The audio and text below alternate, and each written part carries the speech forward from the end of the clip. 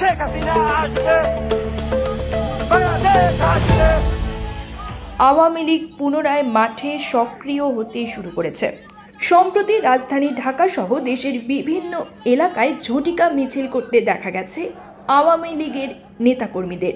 মিথ্যা মামলায় বিচারের নামে প্রহসন বন্ধের দাবিতে রাজধানীর বিভিন্ন এলাকায় ঝটিকা মিছিল করেছে আওয়ামী লীগ ও অঙ্গ সংগঠনের নেতাকর্মীরা।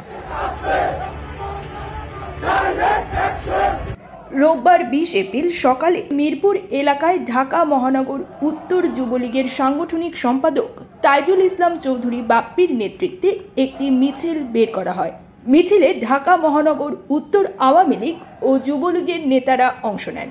মিছিলে তারা শেখ হাসিনা আসছে, রাজপথ কাঁপছে, শেখ হাসিনার ভয় নাই, রাজপথ ছাড়ি নাই ইত্যাদি স্লোগান দেন। অন্যদিকে সকালে ডেমরায় ঢাকা 5 সংসদীয় আসনের আওয়ামী লীগ ও অঙ্গ সহযোগী সংগঠনের নেতা কর্মীরা বিক্ষোভ মিছিল করে। মিছিলের নেতৃত্ব দেন মাতুয়াইল ইউনিয়ন আওয়ামী লীগের সাবেক সাধারণ সম্পাদক মোহাম্মদ শান্ত নূর খান শান্ত।